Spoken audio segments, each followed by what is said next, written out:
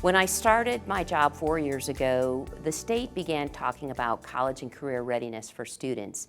And the big picture with college and career readiness was to ensure that our students were ready for opportunities that would come at the end of the 12th grade. Are students ready for college? Are they ready for the workforce? Are they ready to be strong, participating citizens? So in Cobb, we started to look at inquiry methods in the social studies classroom. And inquiry is a very meaty process where we are asking students big questions about history and other disciplines to get them thinking more deeply about the content matter. Oh, the Chinese Communist Party. That's important. Made by Chen, right? And Mao? Yeah. It's not enough to know a fact if you don't understand its impact on history and how that skill can transfer. Reading documents closely, learning how to speak and debate on documents, learning how to write, those are skills that transfer directly into the workforce.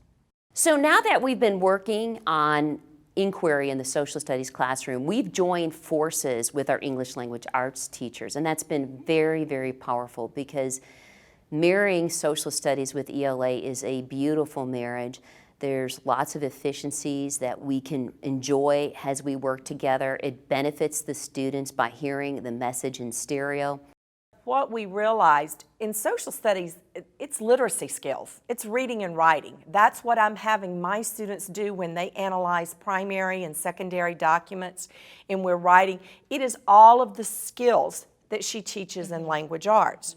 When we started this DBQ, when I was doing the background information, she had brought in an Aztec myth. Yes, because we are currently in our mythology unit, so I was able to complement what they're doing in social studies and not shy away from my content. It fit perfectly into what we were already doing already. The fact that the kids can see the relevance of the social studies content across all subject areas, I think, is important for them, because then they see the value in learning the information.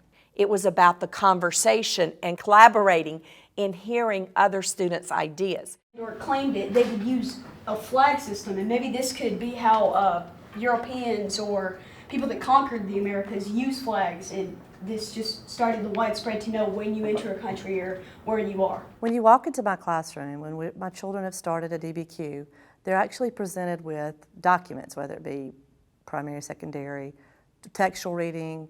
The work is on the kids. And basically when I give them their documents, and I'll lead them through the first time. And I do what's called a rough read. And that time they're not actually annotating the document, they're not looking for evidence to support the question they're trying to answer, but they're looking for just terminology they may not know, words, vocabulary words. They might come across something like, oh, that's interesting, or oh, I need to ask Ms. Childress about that because I don't understand what the author means there. Then they come back together, and that's when we break into and we do our Say, Mean, Matter strategy. When we're looking at the documents to tell us to find textual evidence to support their claim. Well, yeah, but remember she said her mom. Yeah, she went against her parents were intellectuals. And she just society. Now, one child may see one fact to answer a claim this way, when another child's taking it and they're turning it like, well, I see this. My kids are taught, like, from day one, there's no right or wrong answer to this. You have to have textual evidence, or you have to support your claim with evidence from the documents. They want to go through it, and they want to still persevere through it, but they really can't because it's just basically impossible. You got to believe in the kids. Any child can do this. It's the teacher. You've just got to break away from your norm, break away from what you're used to. It's breaking a habit for some. I understand that. So honestly, it kind of happened in a kind of informal way because I was struggling with, I'm thinking, I'm not doing something right because I'm not getting my kids to the level that they need to be. So we started talking about, okay, how do you do this? Just give me some ways that you approach teaching them how to come up with their text evidence and their warrant and all this. And it kind of snowballed from there. To see the light bulb, to see it flash in their eyes, I mean, it brings tears to my eyes because I'm so passionate about it. And I want the child, when they walk into my room at the end of the year, to be able to say, that was my favorite class. So, what do you think the king would want to know about his new subjects? Don't you think he would want to know that they perform He would want to know that they have agriculture. When I started using the document-based question model, it raised my students' level of thinking. And I think that I saw that, okay, this is good. It's not just something that I've been asked to do by my county supervisor, that it's really making a difference in my classroom. Cobb County is now an IE Square district, so we're looking for innovative ways to approach our subject matter, and I feel that having worked on this inquiry for the last 4 years, that our schools and our teachers are now very innovative in how they're thinking about working together. We're not only teaching the content, we're teaching the critical thinking skills to get them to that content. So it doesn't matter if they're studying the Aztecs or when they study another culture on down the line in another class, they'll have the skills that they need to really analyze the text and understand what they're looking for.